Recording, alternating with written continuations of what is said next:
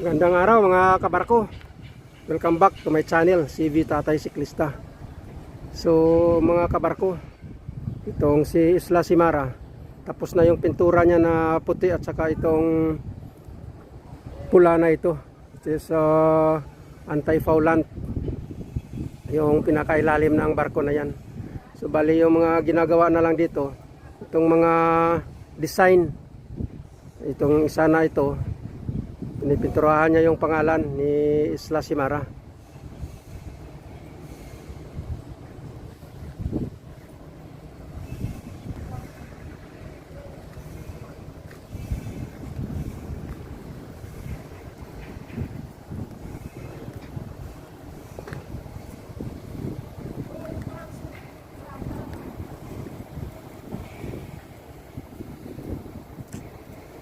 So ayan guys, mga kabarko, tapos na pinturahan yung pangalan ni MV Isla Simara. So itong sa kabila naman, sinisimula na.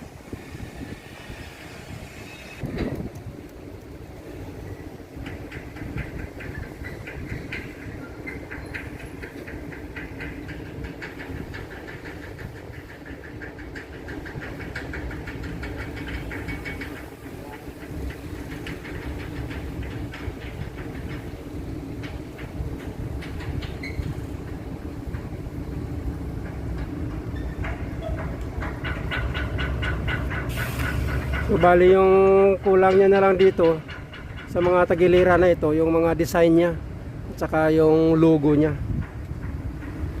logo ng Island Water. Pero itong puti na to at saka itong pula na ito, tapos na ito.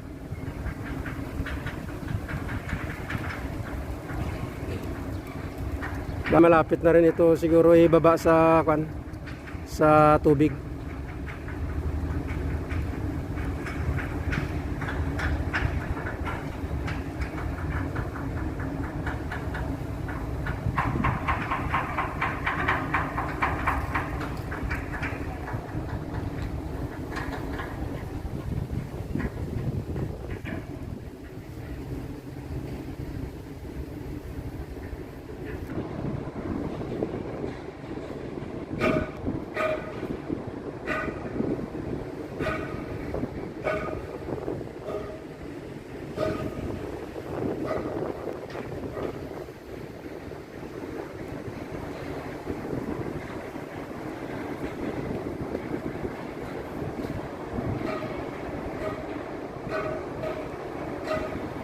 So ayan mga kabarko, pinabalik na yung mga dati niyang design dito sa tagiliran.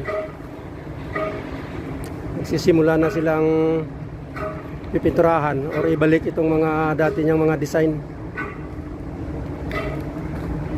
Bali mga ilang araw na lang siguro ito, tatapos na rin itong mga design niya, mga design nito. Baka ibaba na rin ito sa tubig.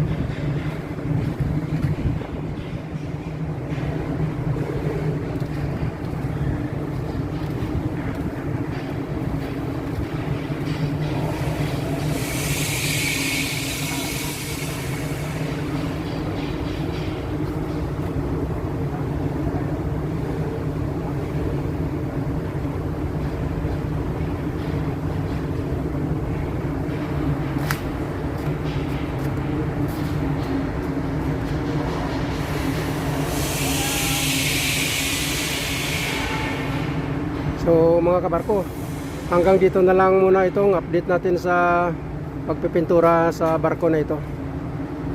Sa sunod na mga araw, tatapusin natin ito. Papakita natin kung gaano ito kaganda pag natapos na yung mga design niya.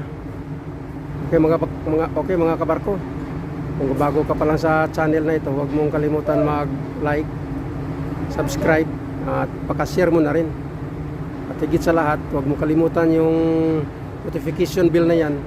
Pindutin mo na yan para kung mayroon tayong bagong upload, ma-notify ka ni YouTube.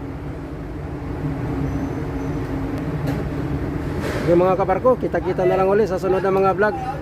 Bye-bye. Kung bago ka pa lang sa channel na ito, huwag mong kalimutan mag-like, subscribe, at i-share mo na rin. At higit sa lahat, huwag mong kalimutan yung kalendar na ito. Okay ba guys? Mga kapadyak, si Pride lagi.